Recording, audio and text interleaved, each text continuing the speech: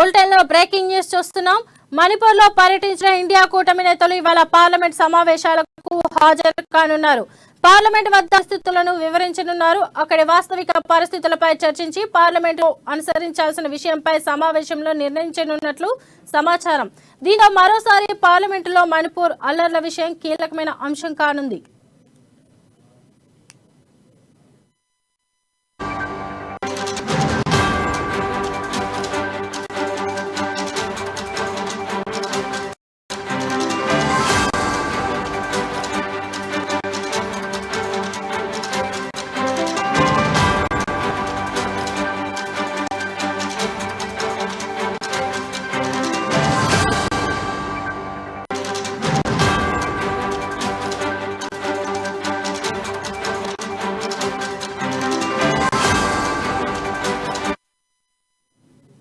మణిపూర్ లో పర్యటించిన ఇండియా కూటమి నేతలు ఇవాళ పార్లమెంట్ సమావేశాలకు హాజరు కానున్నారు.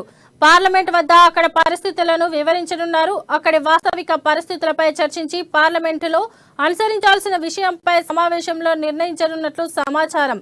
దీంతో మరోసారి పార్లమెంట్ లో మణిపూర్ అల్లర్ల విషయం కీలక అంశం కానుంది. ఇక దీనిపై మరింత సమాచారం మా ఢిల్లీ ప్రతినిధి రాజ్ అందిస్తారు. చెప్పండి రాజ్.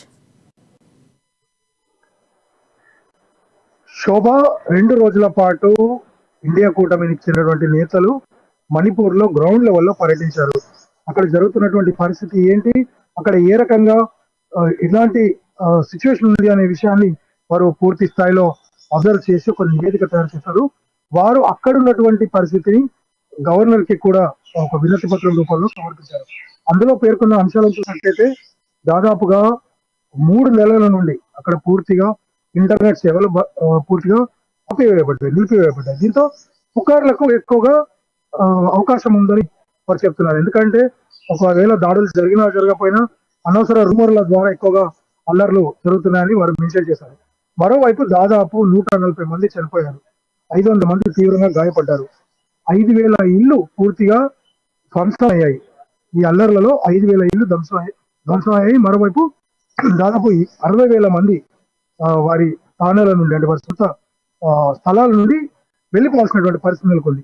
ఒక రాష్ట్రంలో ఇంత తీవ్రమైనటువంటి అల్లర్లు జరుగుతూ ప్రజలు తీవ్ర ఇబ్బందులకు గురవుతున్నటువంటి ఈ పరిస్థితుల్లో వారు పర్యటించినటువంటి ఇంట్లో కావచ్చు, చురాచాంద్పూర్ లో ఇతర ప్రాంతాల్లో పూర్తిగా కూడా అశాంతి నెలకొంది. ఇటువంటి పరిస్థితుల్లో కేంద్రం కానీ రాష్ట్రం కానీ జోక్యం చేసుకొని వెంటనే శాంతి నెలకొల్పాల్సినటువంటి అవసరం ఉంది. అక్కడి అధికారులు కూడా పూర్తిగా చేష్టలుడిగి ఉన్నారంటే వారు ఎలాంటి ఎక్కువలేదు. అల్లర్లు మొదలైన సమయంలోనే కనుక వారు యాక్టివ్ ఉంటే పరిస్థితి ఇక్కడ వరకు వచ్చేది కాదని ఇండియా కూటమి గ్రౌండ్ రిపోర్ట్ లో స్పష్టంగా పేర్కొన్నారు. ఇక ఇదే అంశంపై వారు ఇక్కడ పార్లమెంట్ లో కూడా తమ తోటి నేతలతో చర్చించినారు. దీనికే ఇక్కడ వీరంతా కూడా సమావేశమై చర్చిస్తున్నారు. పార్లమెంట్ లో ఏ రకంగా వెళ్ళాలి, మోదీ చేత ఏ రకంగా మాట్లాడించాలని దానిపై చర్చ. ఈ సమావేశానికి సోనియా గాంధీ కూడా హాజరయ్యారు. మరోవైపు ఈ రోజు ప్రధానిని ఏ రకంగా అయినా సరే ఇప్పటికే ఇచ్చినటువంటి నేపథ్యంలో ప్రధానిని ఏ రకంగా సరే మాట్లాడించాలనే ఉద్దేశంతో ఇండియా కూటమి నేతలు ఉన్నారు. ఎందుకంటే రాష్ట్రంలో అక్కడ ఉన్నటువంటి పరిస్థితుల్లో నిజమైన రిపోర్ట్ అనేది ఇప్పటి వరకు బయటకు రావడం లేదు.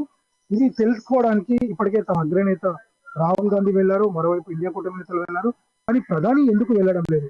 ప్రధాని ఖచ్చితంగా అక్కడ పర్యటన జరపాలి, అక్కడ ఉన్నటువంటి వాస్తవిక పరిస్థితులను తెలుసుకోవాలి, దానికి తగ్గట్టుగా చర్యలు తీసుకోవాలని వీరు కోరుతున్నారు. నిజానికి వారి డిమాండ్ లో కూడా ఒక వాస్తవం ఉంది. ఎందుకంటే 3 నెలల పాటు ప్రజలు అశాంతితో ఉంటే అక్కడి పరిస్థితులకు మంచిది కాదు. మరోవైపు ఇతర అంతర్గత భద్రతగా ముఖ్యంగా ఇతర దేశాల నుండి పక్క దేశాల నుండి బార్డర్ల నుండి ఎక్కువగా ఆయుధాలు అలాగే ఇతర కమ్యూనికేషన్ సంబంధించినటువంటి పరికరాలు వస్తున్నాయనే సమాచారం ఉన్నటువంటి నేపథ్యంలో ఇది శాంతి భద్రతల అంశంగా కూడా తీసుకోవాల్సి ఉంటుంది.